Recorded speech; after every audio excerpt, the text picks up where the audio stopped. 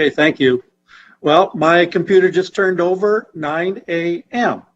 So I'll call the meeting to order, and I'll ask any members of the committee to declare a pecuniary interest at the appropriate time.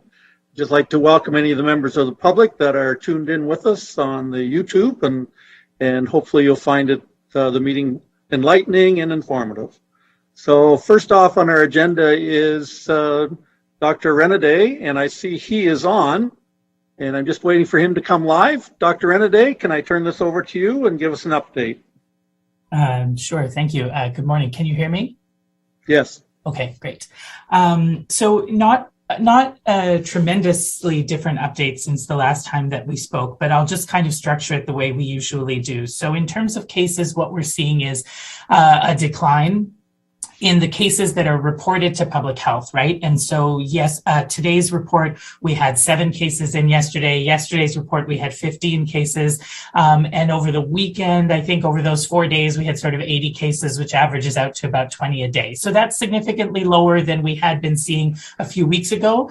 But there are 2 things responsible for that, right? And so just to remind everyone here, one is that there's probably a certain amount of just a general decrease in the prevalence, but there's also a substantial amount that's a result of the fact that far fewer people are eligible for the kind of PCR test that is reported to public health, right? There's more rapid tests out there. There are people who've been just instructed to stay at home if they have symptoms, and a significant proportion of those symptomatic cases would be COVID, but they won't be captured in our data.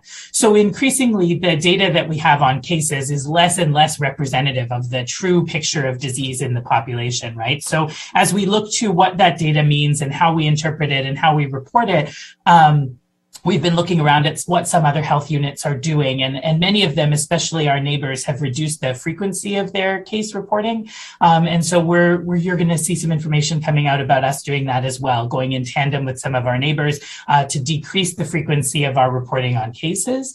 And also, as a result of fewer cases and a result of our lower confidence that the data represents a true picture in the population, there's some pieces of the data that we also have to suspend in terms of reporting. So some of the ways in which we disaggregate the data, break it up into categories of cases, needs to be suspended while we figure out whether or not how reliable the case counts are that are coming in.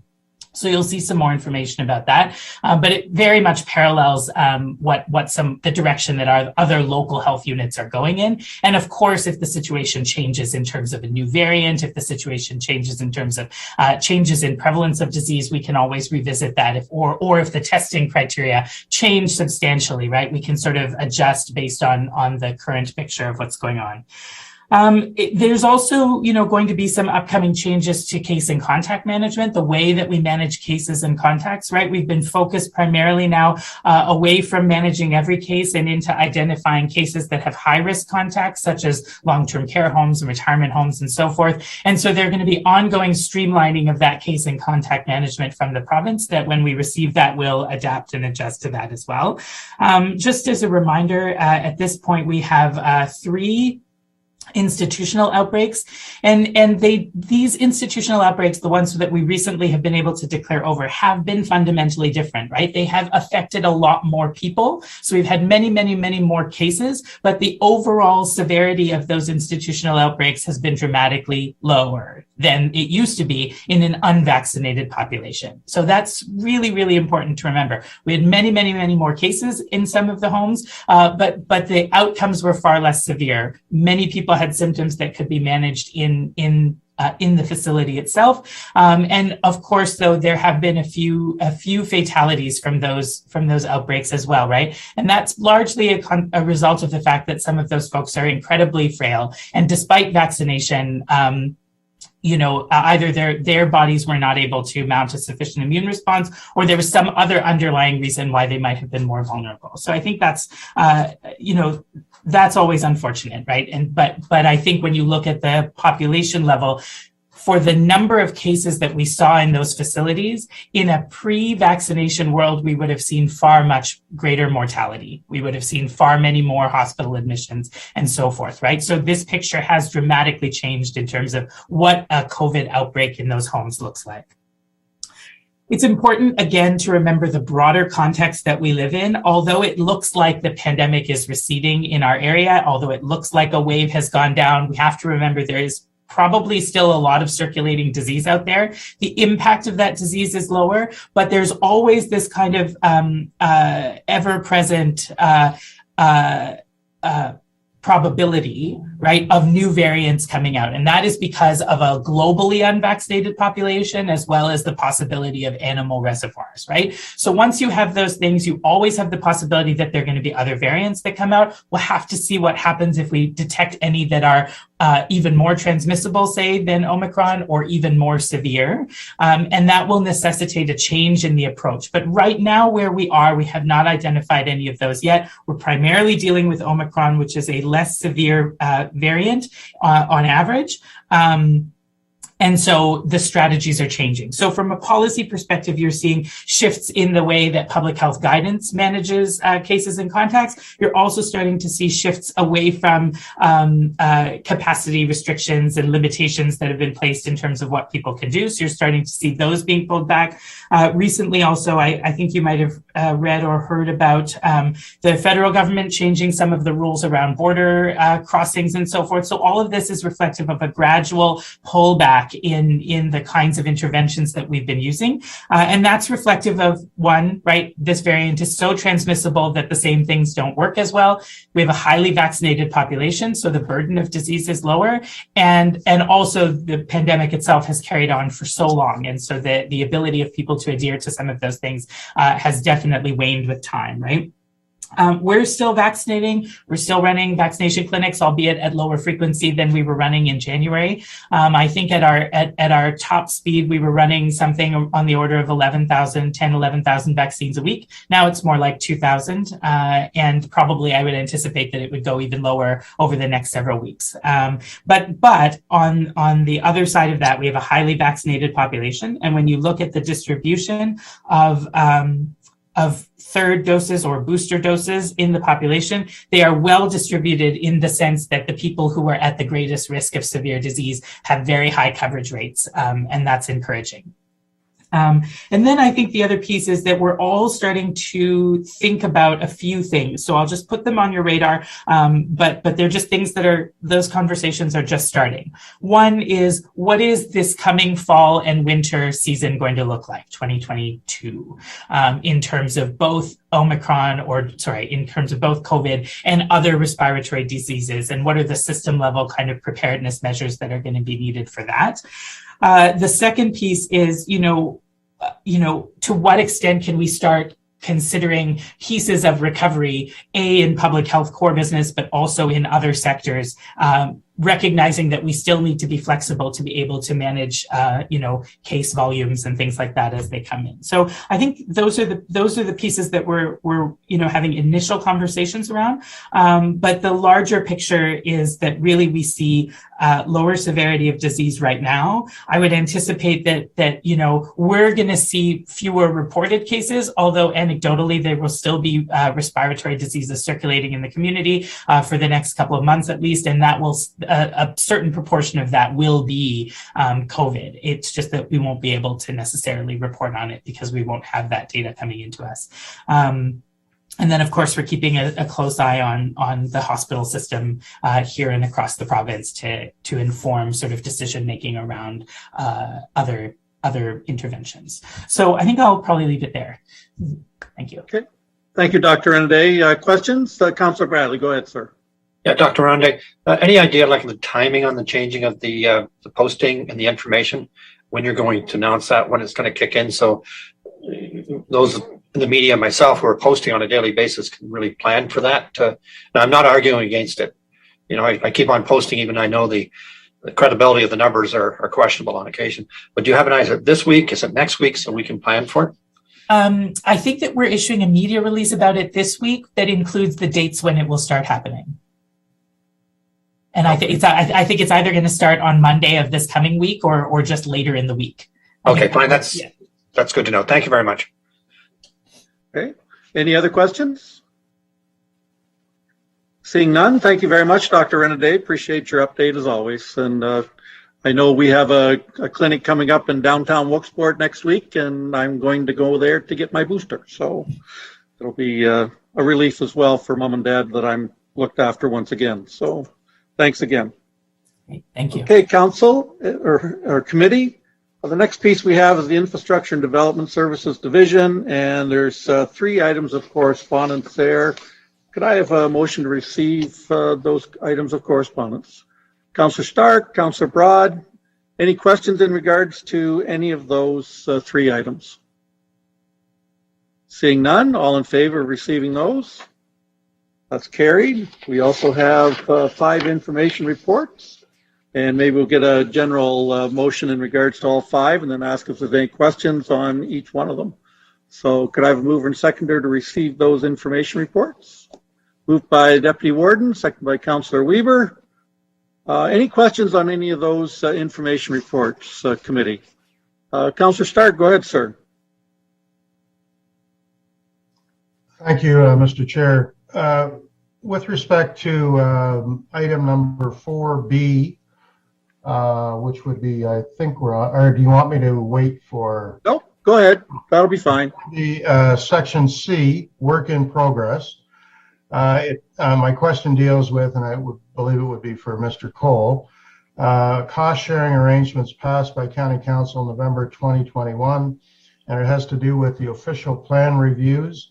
Has the same cost sharing arrangement been established for all lower tier municipalities as they approach the official plan reviews in each of their municipalities? Mr. Cole? Through you, Mr. Chair. No, so far we have dealt with these official plan reviews on a case-by-case basis. So initially, this was set up in order to expedite OP updates for those municipalities that just completed them last year. And that process worked successfully, and we were pleased with the results and the cooperation and coordination with the local municipalities, as well as the additional resources that provided to dedicate solely towards those efforts.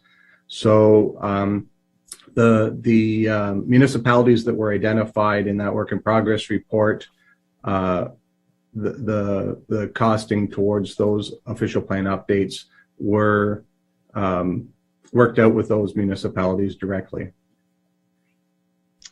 Follow-up?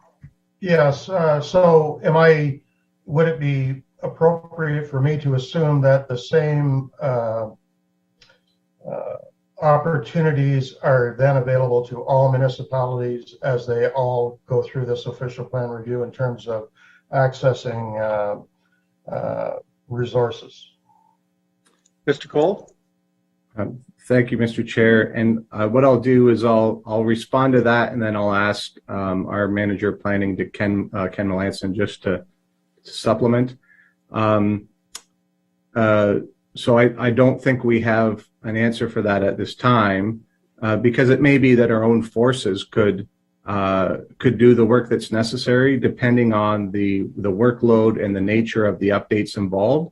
But maybe, Ken, would I be able to call you to just further explain that? Mr. Melanson, go ahead, sir. Thank you, Mr. Chairman. Through you to Councillor Stark. So if we go back to when the report came before committee and county council regarding the use of consultant resources, one of the things that we identified, as Jason mentioned earlier, was we were in a resourcing challenge and we were developing a backlog of significant policy projects, such as OP updates, and we did not have the resources to do them. And as Jason mentioned, there were a couple of municipalities that wanted to get them done. Because of the success, what we've decided to do is we have used those 3 that were done first as a pilot project. And we've now developed a phased approach for the remaining municipalities that the county provides planning services to update their OPs over the course of the next few years to get us out from under that policy project backlog. So County Council approved funding for 4 municipalities, which will be the next phase. The last remaining municipalities will be then covered off in one final phase. And then that should get us out in front, assuming we don't have to then play catch up for any new amendments to the Planning Act that come forward. Follow up, Councillor Stark? Yes, I guess my concern is that some of the larger municipalities have been on this process for some time. And it seems to me that if consultants were required for those larger municipalities, that it would only seem fair that we would be supplementing their expenses as well, given that the criteria that we're using for the other four would and should be applied to all lower tier municipalities. I mean, fairness is fairness. So I guess that's more a comment than than a question. Thank you. Okay, thank you. Either one of you gents like to respond to that, or are we okay for now? I have that's received. Thank you. Okay, thank you very much. Is there any other questions in regards to any of these reports? Councillor Broad, go ahead, sir. You're on mute, Councillor.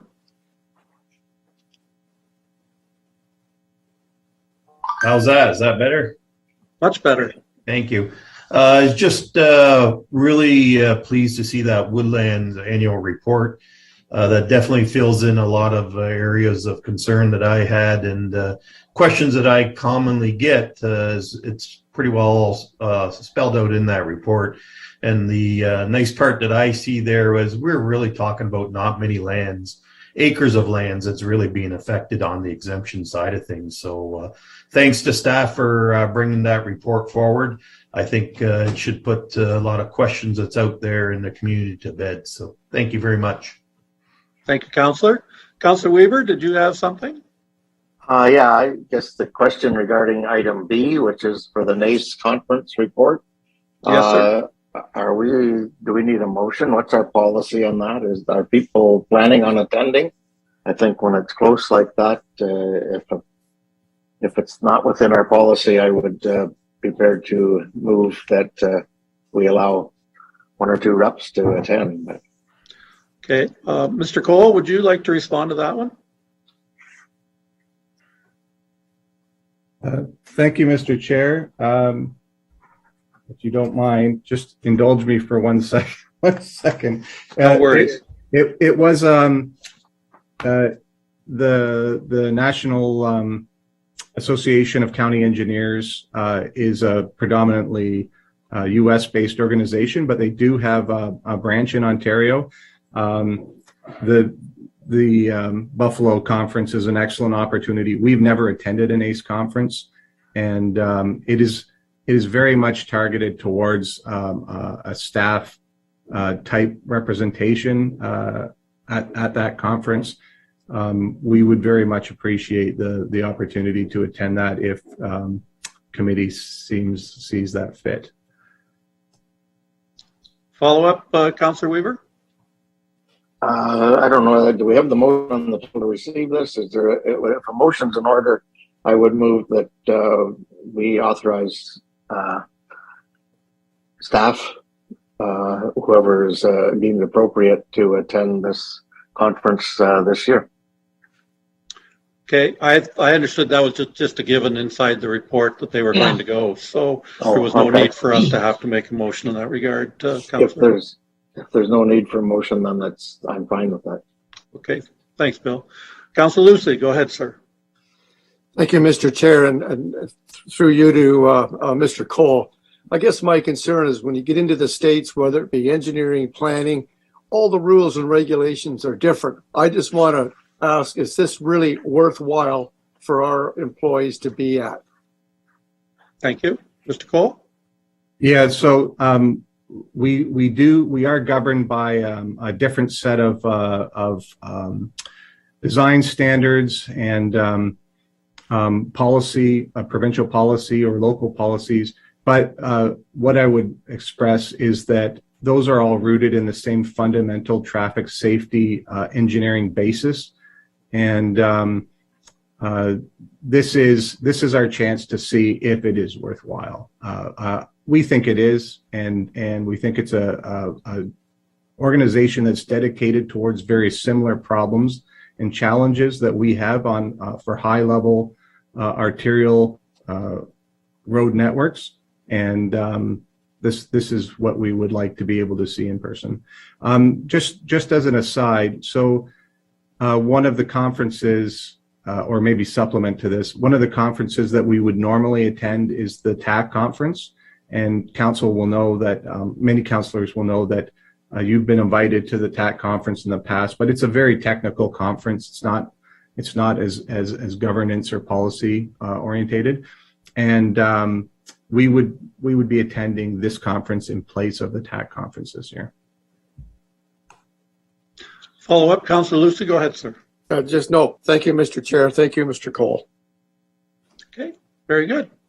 Any other questions on any of these information reports? Seeing none, all in favor of receiving those? That's carried. And Mr. Cole, is there any other business from your team that you want to present here this morning? Not today. Thank you very much. Any members of committee have anything further in regards to other business? Seeing none? Oh, Councillor Weber, go ahead, sir. Just a comment, I guess, more than a question. The building services and the quarterly reports, certainly good news to see all the growth and development that's happening across the county, and it certainly hasn't, nothing has slowed down or stopped because of COVID. The Lambton and Sarnia fourth quarter reports are pretty amazing, the growth that's happening in our two communities and all throughout Lambton. So kudos to the planning department for continuing to get that done. Yes, lots of new houses, but no population growth. Isn't that interesting? Mm-hmm. So always amazing. Airbnbs. Could be. Okay, thank you, committee. We'll go on to Public Health Services Division, and we have 2 items of correspondence to receive and file. Moved by Councillor Bradley, seconded by Warden Marriott. And is there any questions in regards to either one of those? Councillor Broad, go ahead, sir. Thanks, Chairperson Arnold. I'm wondering if maybe we shouldn't be supporting both of those. One is actually asking the fed or provincial government to include the health units in their budget, and the second one below that is asking that instead of having the large regional type health units, that we remain with the local health units. So by all means, I think we should be supporting both of those instead of filing them. What I'll do, Councillor, if you'd like to make a motion in that regard, is I'll just ask for a motion to receive this. And then if you'd like to make a motion in regards to that, I'll be available to, I'll make that an opportunity for you after we get these received. Yeah. Councillor Bradley, would you like to speak first before I call the question? Yeah, I have no difficulty supporting the first motion, which is trying to bring some sense of normalcy back. On the second motion, I think that discussion needs to take place after we've exited from COVID. You may recall that there was this mega plan of 10 health units pre-COVID. And I will have to say, watching across the province, the inconsistency from health unit to health unit is of great concern. And I think we should have and there is if I recall, there is a review underway. And I think we should,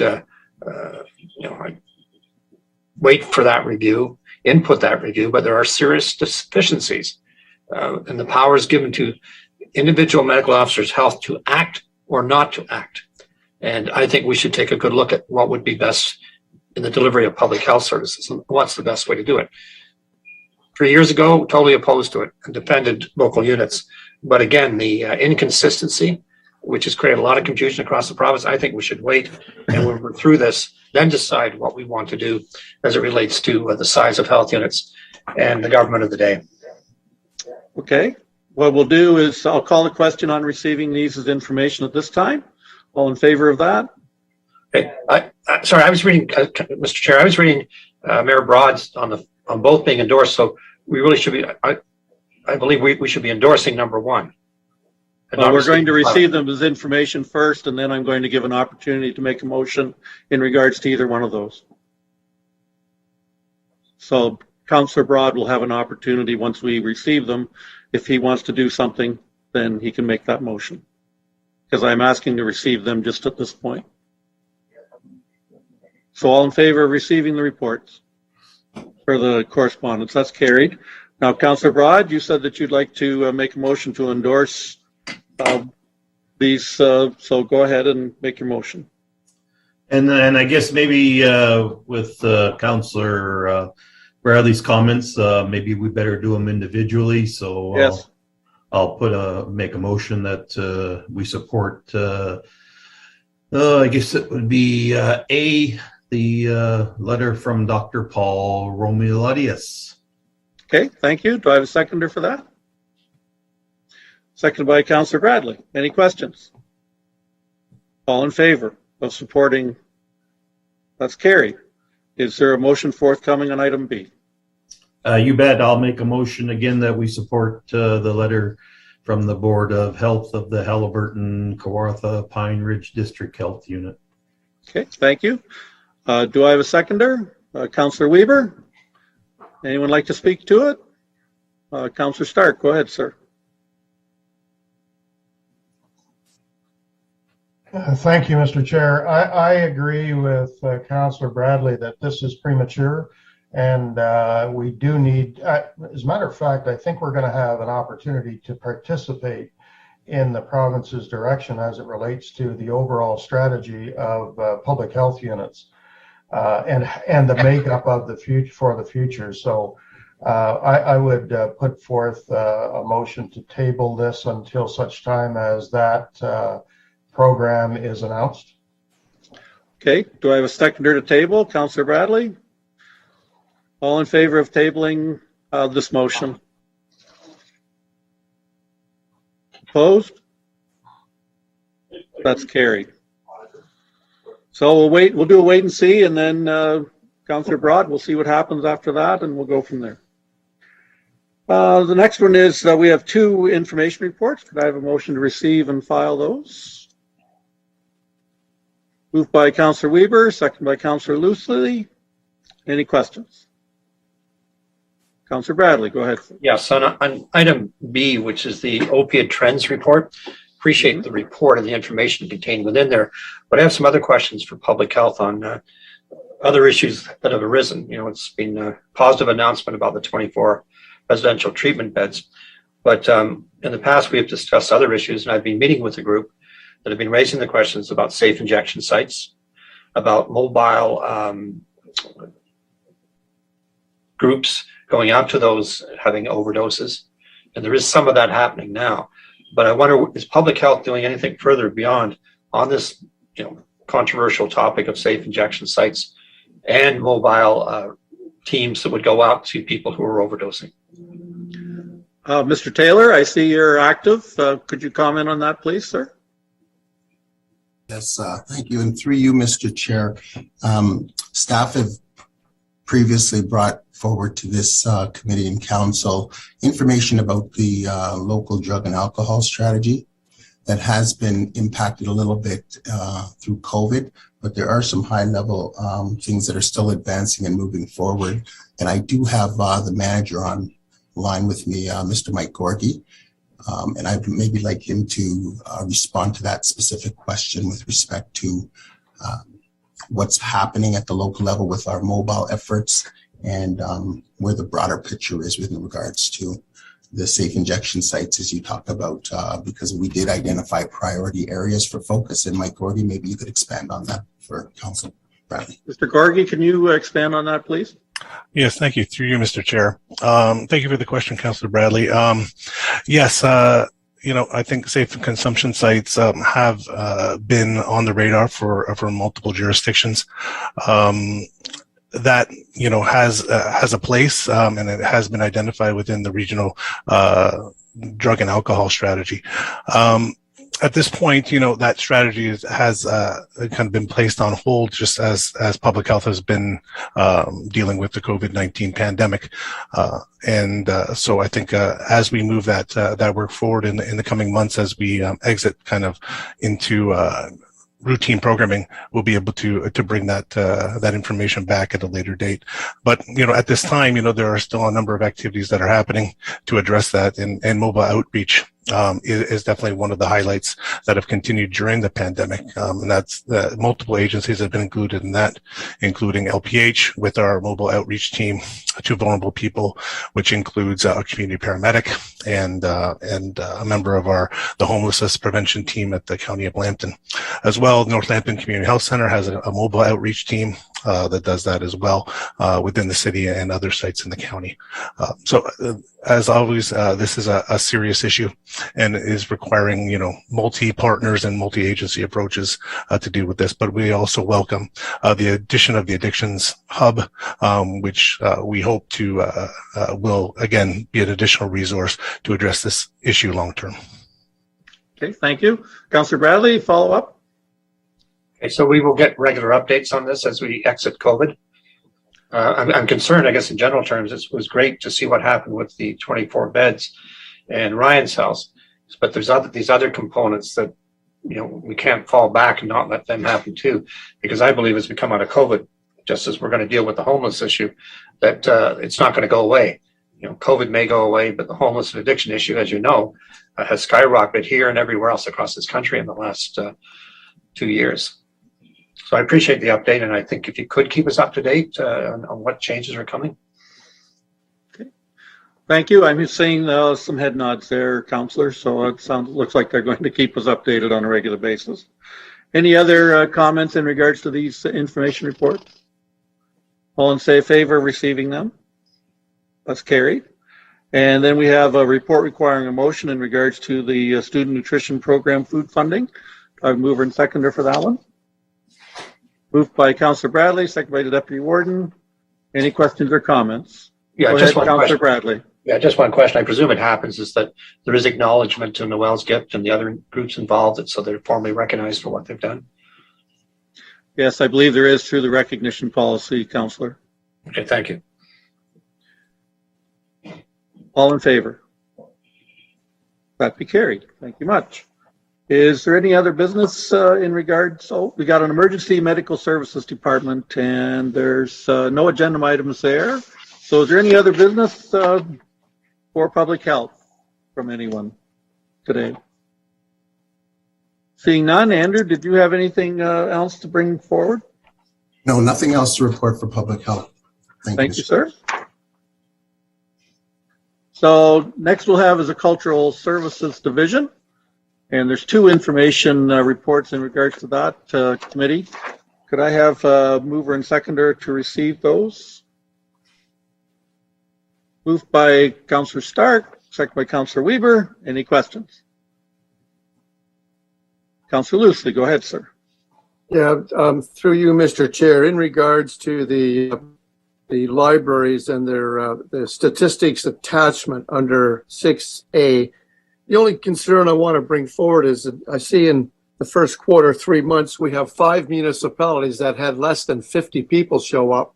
And it's just a concern, does it justify it? And I know that's a political issue, but I'm concerned with the low numbers. And I know it's been awkward times, but we're as low as 5 in 3 months. And it just seems, does it justify staffing something like that? So it's just a comment.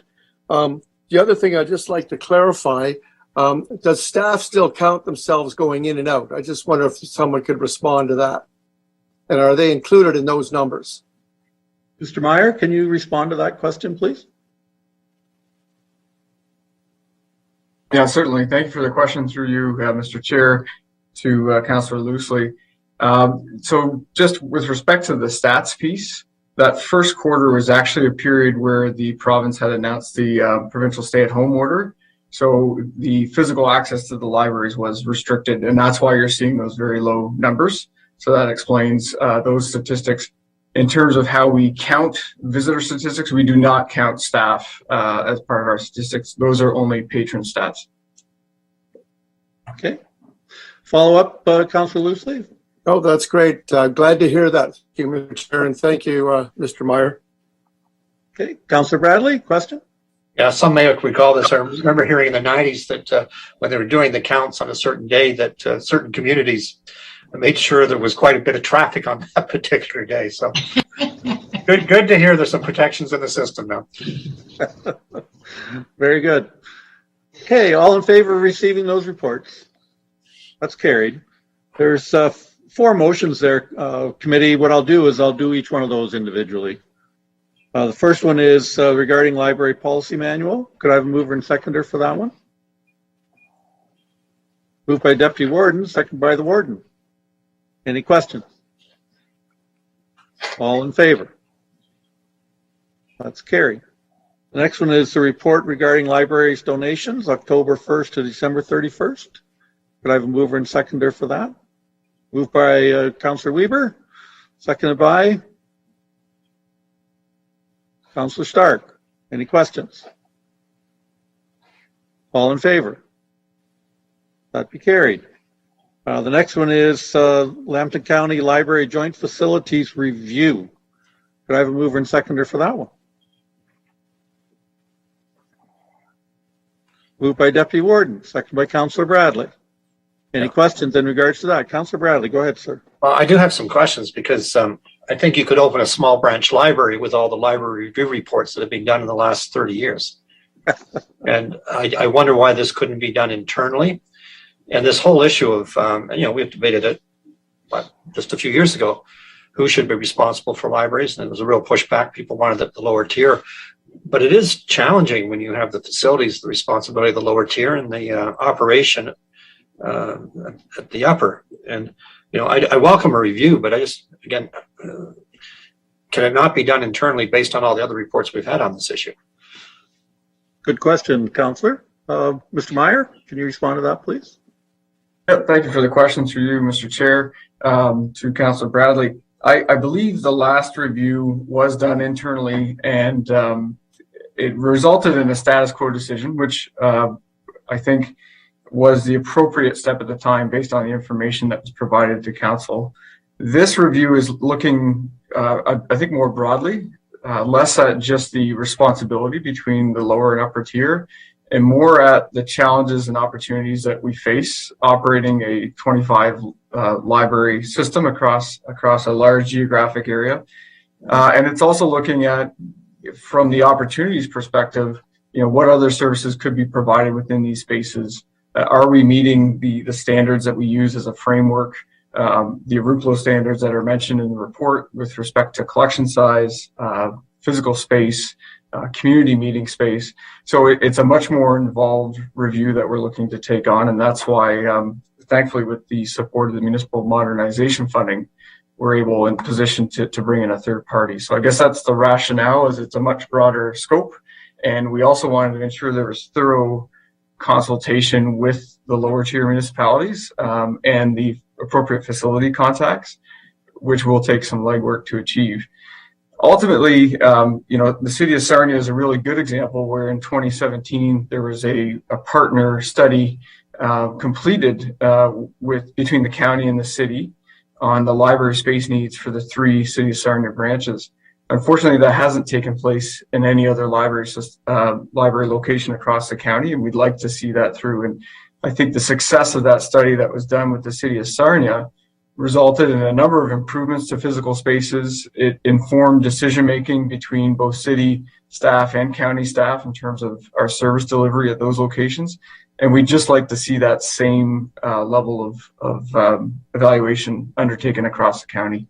So hopefully that answers the question. That's fair enough. That's fair enough. Thank you. Okay, good stuff. Any other questions? All in favor? That's carried. And the last one is in regards to the collections management report. Could I get mover and seconder for that? Moved by Councillor Weber, seconded by the Warden. Any questions? Councillor Broad, go ahead, sir. No, you're all right? Okay, good. It's great to see how people come together to try and keep improving all of our facilities through volunteer hours and donations. And so all in favor. Councillor Weber, I'm sorry. Did you want to make a comment?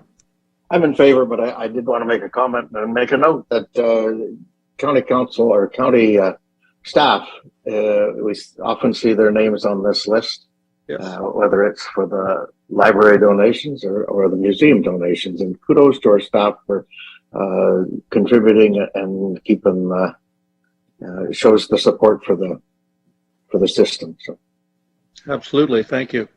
And that motion is carried, by the way. Any other business for the Cultural Services Division? Mr. Meyer, did you have anything today? Nothing further from me, Mr. Chair. Thank you. Okay. Any members of the committee? Deputy Warden, go ahead. Just a question around for Mr. Meyer. At what point do we see the return to, like for example, in the Sarnia Library with the toys and the furniture that was taken out, this for the story time and whatnot. Do you have any idea when we might see return to normalcy? Mr. Meyer? Yeah, thank you for the question, Councillor Hand, and through you, Mr. Chair. With the lifting of the capacity limits, that is going to allow a lot of the furnishings and equipment that were removed were based on the capacity limits and the physical distancing requirements. So now we're seeing, in-person meetings lift from 10 to 50, so we can get back into public programming, which involves some of those, toys and other children's supports within the library. So with the lifting of capacity limits effective tomorrow, and then again anticipated March 1st, we'll see some of those pieces come back into the libraries and a return to normal. Thank goodness. Yep. Follow up at all, Deputy Warden? No, that's good. Thank you. I did attend on a regular basis, and we've missed that opportunity with my grandkids, so I'm looking forward to get back. Absolutely. Any other business, committee? Seeing none, thank you, Mr. Meyer. And we go on to Corporate Services Division. There is one information report. So could I get a motion to receive the information report regarding the return to in-person meetings? Moved by the Deputy Mayor, or Deputy Warden, second by Councillor Stark. Any questions or comments in regards to that one? Councillor Bradley, go ahead, sir. Yeah, I presume it's all conditional on everything unfolding, universe unfolding as some are predicting it's going to. And if we have to change things, we have to change things. Mr. Tifo, did you want to respond to that question, comment? You're on mute, sir. Nope. Absolutely. Nope. We still lost you. We can't hear you. Yes, can you hear me now? Yes. All right, good stuff. Absolutely. It's always dependent on provincial rules. As you know, they are evolving fairly rapidly. But we believe that given the tone of the most recent amendments to provincial rules, including those that are coming into effect tomorrow and those that are projected to come into effect on March 1st, that we should be able to accommodate a return to in-person come April 6th council meeting. And between now and then, we will definitely keep in contact with all council members through email should things change. Okay. Anyone else have any comments? As your chair for this committee, I will not be attending in person if I have to wear a mask. I just can't do it unless somebody gets me an oxygen supply somewhere that I can stick in my face, because I just can't get enough air through it to keep functional. I'm good for about a half hour, but after that, I'm just starving for oxygen. So I don't know whether we'll have to accommodate something different during the committee meeting or not. But we'll see. We'll have to play it by ear. Hopefully things will be back to enough normalish at that point that we won't have to wear masks inside the county building and in the chamber with a face shield. So where I support. So, well, thank you very much. All in favor of receiving that report? That's carried. I see there's, was there anything else for corporate services, Mr. Tifo? Thank you. Thank you, Chair Arnold. Not from my end. Very good.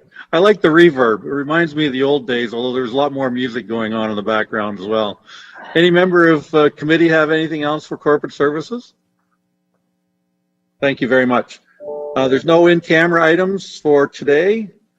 And so I guess the next thing we have is we'll have a joint meeting after this committee between 10 and 11, and that's in regards to the budget. So if I could have a motion to adjourn. Moved by Councillor Weber, seconded by Councillor Broad. All in favor?